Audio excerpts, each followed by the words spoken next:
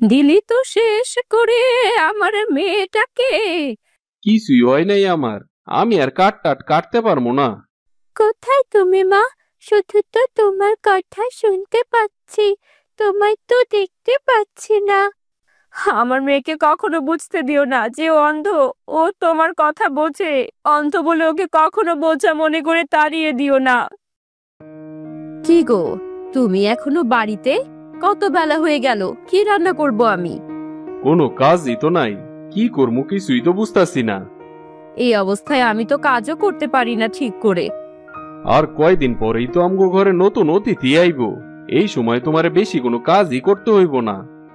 আমাদের সন্তান পৃথিবীতে আসার বেশি দিন তো বাকি নেই, ওর জন্য তো কিছু করতে হবে। কিন্তু কি করবো, আমি যে এক হতভাগা। কিন্তু আমি না খেয়ে থাকলে তো আমার পেটের সন্তানের ক্ষতি হবে। হ্যাঁ, সব কিছুই তো বুঝতে পারছি। বসে না থেকে যাও জঙ্গলের দিকে। তাই যাইতাছি, তুমি সাবধানে থাইকো। যাও না তাড়াতাড়ি, কাল থেকে না খেয়ে আছি। আচ্ছা, তুমি বিশ্রাম নাও, আমি বরং গেলাম। জঙ্গলেতে তেমন কোনো গাছই নাই কাটার মতো, যাই এই গাছটাই কাইটা ফেলি। এ তুই কি করলি? আরে আরে, কেডা তুমি? এই জঙ্গলে কি করতাছো? তুই আমার এত বড় ক্ষতি করে ফেললি। আমি আবার কি করলাম? এই গাছের ভেতরে আমার মেয়ে বন্দি কতদিন ধরে। আমি এই গাছটাকে আগলে রেখেছি। আমি তো জানি না বুড়িমা, আর তাছাড়া কেমনি জানবো এই গাছের ভিতরে তোমার মাইয়া বন্দি আছে? দিলি তো শেষ করে আমার মেয়েটাকে। ভেবেছিলাম মেয়েটাকে আমি একদিন না একদিন মুক্ত করতে পারবো। কেন গো বুড়িমা, কি হইছে তোমার মাইয়ার? সে অনেক লম্বা কাহিনী। কত বছর ধরে জাদু করছি আমার মেয়েকে এখান থেকে বের করার জন্য, আর তুই মুহূর্তেই সব শেষ করে দিলি। আমারে ক্ষমা কইরা দাও, আমি বুঝতে পারি নাই। ক্ষমা? কোনো ক্ষমা নেই। তুই মুহূর্তের মধ্যেই আমার মেয়ের জীবনটা শেষ করে দিলি। আমি তো ইচ্ছা কইরা করি নাই। আমার এত বড় ক্ষতি করলি তুই। তুই অন্ধ মেয়ের বাবা হবি। এ তুমি আমারে কেমন অভিশাপ দিলা বুড়িমা? আমি আমার কথা ফিরিয়ে নিতে পারবো না। তুই আমার মেয়েকে শেষ করে ফেলেছিস, তাই এটাই তোর শাস্তি। গরিবের ঘরে যদি অন্ধ মাইয়া আসে, তাইলে তো সংসারটাই শেষ হয়ে যাবে বুড়িমা। আর আমি কি জানি, আমি তো শুধু আমার বদলা নিলাম। কাঠুরে মাথায় হাত দিয়ে সেখানে বসে থাকে। সে কখন গেল? আমি বাড়িতে একা আছি, এখনো আসার নাম নেই। বাড়ির দিকে যাই, কি আর করমু, কপালে যা লেখা আছে তাই তো হইব। কি হলো গো, তোমার আসতে এতক্ষণ লাগলো যে? তেমন কিছু না গো বউ, জঙ্গলে তো কাঠ খুঁজা পাওয়া যায় না। কিছু কি লুকাচ্ছ আবার কাছ থেকে? কি হয়েছে তোমার? তোমায় এমন দেখাচ্ছে কেন? কিছুই হয় নাই আমার, আমি আর কাঠ টাট কাটতে পারবো না। এর জন্যই তোমার মন খারাপ নাকি?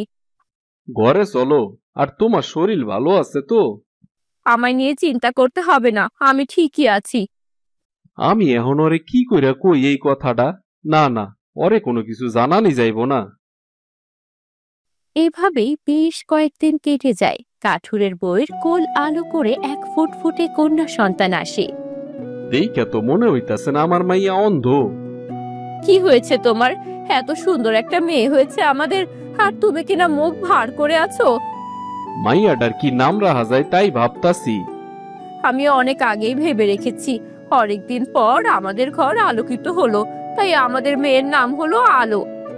অনেক সুন্দর নাম। আমি বরং একটু মহাজনের কাছে যাই, গিয়ে একটা কাজের ব্যবস্থা করা যায় কিনা দেহি। হ্যাঁ তাই যাও, আমরা যতই কষ্ট করি মেয়েকে কষ্ট পেতে দেব না। সব বাবা মা তো এইটাই চায়, আমি বরং যাই এখন। যে করেই হোক একটা কাজের ব্যবস্থা করে তবেই বাড়ি ফিরবে। দেহি মহাজনে কোনো কাজ দেয় নাকি? কিরে কাঠুরে, এতদিন পরে কি মনে করে? অনেক দিন ধরে অসুস্থ আছিলাম, যার জন্য কাজ করতে পারি নাই। তার উপরে আমার একটা মাইয়াও হইছে। এ তো অনেক খুশির খবর রে। এখন তো আরো বেশি বেশি কাজ করতে হবে তোকে। হ্যাঁ মহাজন, আমারে একটা কাজ দেন। কাজ না পাইলে তো না খায়া মরতে হইব আমগরে। আচ্ছা ঠিক আছে, জঙ্গল থেকে কাঠ কেটে নিয়ে আয়। আজকে থেকে তোর কাজ শুরু। আমারে অন্য কোনো কাজ দিতে পারবেন? আমি আর কাঠ টাট কাটতে চাই না। আমি এখন কাঠ কাটার জন্যই লোক নিচ্ছি। অন্য সব জায়গায় লোক আছে, চাইলে কাজ করতে পারিস। আর যদি না করিস তাহলে চলে যা। আচ্ছা ঠিক আছে, আমি আপনারে কাঠ কাটটাই আইনা দিমু। তা হঠাৎ করে আবার কি হলো তোর? কাঠুরে হয়ে কাঠ কাটতে চাচ্ছিস না? এই কেমন কথা? না না, তেমন কিছু না। আমি জঙ্গলে যাইতাছি। সন্ধ্যার আগেই কাঠ কেটে নিয়ে আসবি, বেশি সময় যেন না লাগে। আচ্ছা ঠিক আছে। কাঠুরে বাড়ি ফিরে আসে। এতক্ষণে এলে তুমি? কখন থেকে বসে আছি তোমার জন্য। কি আর করমু কও, কাজ তো শেষ করতে হয় তাই না? চলো খেতে দিচ্ছি। মেয়েটা সারাদিন কান্না করে, বুঝি না কি সমস্যা। উপরওয়ালাই ভালো জানে কি হইতে যাইতাছে। কয়েক বছর পর। মা আলো, এদিকে একবার আয় তো। আলো মাটিতে পড়ে যায়। কি হলো? এদিকে তো আসতে বলেছি তোকে। কোথায় তুমি মা? শুধু তো তোমার কথা শুনতে পাচ্ছি, তোমায় তো দেখতে পাচ্ছি না। কি বলছিস? আমি তো তোর সামনেই, এদিকে আয় না। আচ্ছা মা, পৃথিবীটা কি খুব অন্ধকার? কেন রে, তুই কি আলো দেখতে পাচ্ছিস না? না মা, আমার চারদিকে তো শুধু অন্ধকার। অন্ধকারের মাঝে তোমায় খুঁজে পাচ্ছি না। এসব তুই কি বলছিস মা? হ্যাঁ মা, আমি কালো অন্ধকার ছাড়া আর কিছুই দেখতে পাচ্ছি না। সত্যি কিছু দেখতে পাচ্ছিস না তুই? তো কিছুই দেখতে পাচ্ছি না, তোমার কাছে তো যেতেই পারছি না আমি। তাহলে কি হলো? আমার মেয়ে অন্ধ? তাহলে এজন্যই ছোটবেলায় এত কান্নাকাটি করতো? কি হলো মা, তুমি চুপ করে গেলে যে? কিছু না মা, আসলে পৃথিবীটা অনেক অন্ধকার। আমি এখন কোথায় মা? এই তো, এই তো আমার কাছেই আছিস তুই। কই আমার মাইয়াটা কই? দেহ মাইয়ার লেগে কি আনছি। কি করে দেখবে, তোমার মেয়ে যে অন্ধ। কিন্তু ওরে তো দেখা মনে হয় না ও চোখে দেখতে পারে না। জানি না, আমাকে বলছিল পুরো পৃথিবী কি অন্ধকার। এমনিতেই আমগো সংসার চলে না, তার উপরে এই অন্ধ মাইয়া নিয়ে কেমনে চলবো আমরা? কিছুই তো বুঝতে পারতাছি না। এমনটা কেন শুধু আমাদের সাথেই হলো? বুড়িমার অভিশাপ থেলে আমার উপরে আইসাই পড়লো। কিসের অভিশাপের কথা বলছো তুমি? কি আর করব, সবকিছু তো আমার লেগেই হইছে। কি হয়েছে বাবা মা? তোর লেগে একটা জামা আনছি রে মা। আমি তো দেখতে পাচ্ছি না বাবা। আচ্ছা বাবা, জন্মের পর থেকে তোমায় কেন দেখতে পাইনি আমি? দেখবি রে মা দেখবি, এখন তো চারিপাশে অন্ধকার, তাই দেখতে পাইতাছস না। বাবা, আমার মতো কি কেউ আছে? ওরে মা, অনেকেই আছে। চল তোর মায়ের সবজি বাগানের দিকে যাই। অনেক সবজি হয়েছে তাই না বাবা? ওরে মা, আজকে সবজি বিক্রি করতে পারমু। পরের দিন। কি গো, তোমার আবার কি হইল? মনে হচ্ছে বেশি দিন বাঁচবো না আমি। আমার মেয়েটাকে তুমি আগলে রেখো। তোমার কিছুই হইব না, তোমারে আমি ভালো চিকিৎসা করামু। তার মনে হয় প্রয়োজন হবে না, আস্তে আস্তে আমার অসুখটা বেড়েই যাচ্ছে। তুমি তো আগে কোনোদিন কও নাই তোমার যে সমস্যা আছে। সংসারের এই অবস্থার মধ্যে আমার কথা বলে অশান্তি বাড়াতে যায়নি। আমার ছেড়ে যেও না তুমি মা, তুমি ছাড়া আমি কিভাবে থাকবো? তোর বাবা তো আছে তোর জন্য। একদমই এসব কথা কইও না তো, তোমার কিছুই হইব না। আমার মেয়েকে কখনো বুঝতে দিও না যে ও অন্ধ। ও তোমার কথা বোঝে, অন্ধ বলে ওকে কখনো বোঝা মনে করে তাড়িয়ে দিও না। এই বলে কাঠুরিয়ার বউ শেষ নিঃশ্বাস ত্যাগ করে। না না, এটা হইতে পারে না, কথা কও তুমি। আমায় তুমি ছেড়ে যেতে পারো না মা, পারো না। কান্দিস না রে মা, আমি যতদিন আছে তোরে আর কোনো কষ্টই হইতে দিব না। মায়ের মতো কেউ আমাকে আর ভালোবাসবে না। তোর গরিব বাবা আছে না রে মা, তুই কোনো মন খারাপ করিস না। বেশ কয়েকদিন পর। আমার জন্য তোমার অনেক কষ্ট, তাই না বাবা? তোরে এসব কে কইছে রে মা? আমি জানি। আমার কোনো কষ্ট হইতাছে না রে মা, তুই বাড়িতে থাক, আমি একটা দেখি কাজের ব্যবস্থা করতে পারি কিনা। ঠিক আছে বাবা, যাও, আমার নিয়ে চিন্তা করো না, আমি ঠিক ভালোভাবে থাকবো। কাঠুরে কাজের জন্য বাইরে বেরিয়ে পড়ে। বাইরে যাই, সারাদিন ঘরে বসে থাকতে ভালো লাগে না।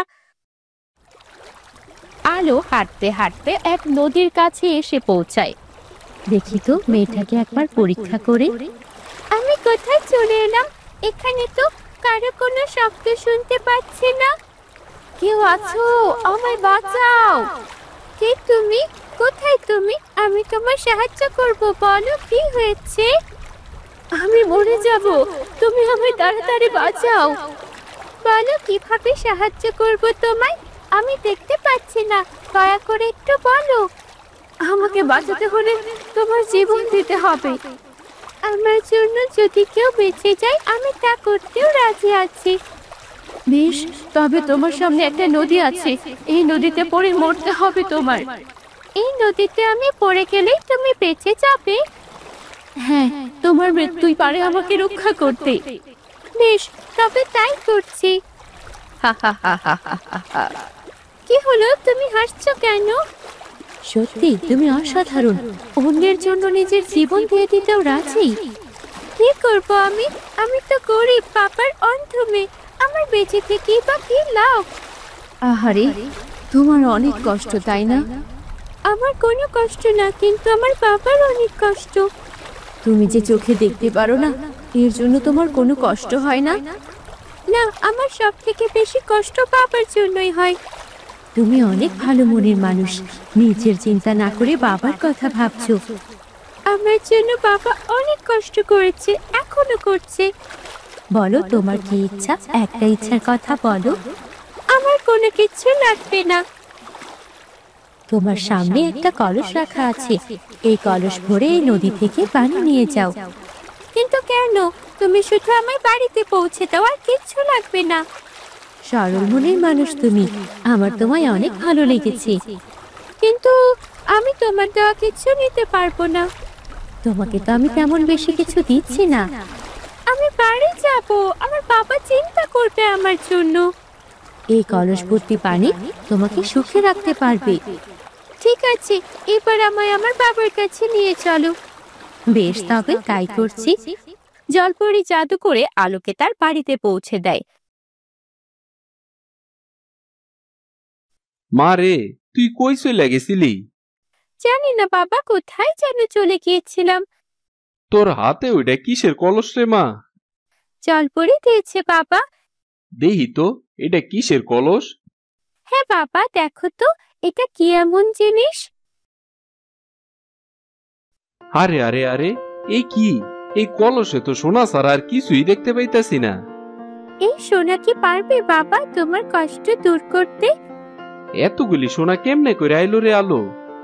জলপরি আমায় খুশি হয়ে দিয়েছে বাবা, বলেছে তোমায় দিতে। এইবার তো আমি অনেক বড় লোক হয়ে যাবো রে মা, কিন্তু আমার মাইয়া তো আর দেখতে পাইবো না। আমি সব সময় কল্পনা করি বাবা, আমি আমার কল্পনার চোখে সব দেখি। আজ তোর লেগে আমার কষ্ট দূর হইতে যাইতাছে রে মা। এবার তো আর তোমায় কেউ বলতে পারবে না অন্ধ মেয়ের জন্য তোমার সংসারে অভাব। আর কেউই কইতে আইবো না। এবার তুমি একটা ব্যবসা শুরু করে দাও বাবা, আর আমার মতো যারা চোখে দেখতে পারে না তাদের জন্য আমরা কিছু করব বাবা। হ, সেইটা করা যায়। যত সব অন্ধ মাইয়ারা আছে অগরে এই বাড়িতেই না রাখা যায়। কি মজা, কি মজা, আমি আমার বন্ধু পাবো। তুই তোর বন্ধুগুলোকে খেলবি। কিছুদিনের মধ্যেই কাঠুরে সোনা বিক্রি করে কাঠের ব্যবসা শুরু করে দেয়। তারপর থেকে তারা সুখে শান্তিতে দিন কাটাতে থাকে।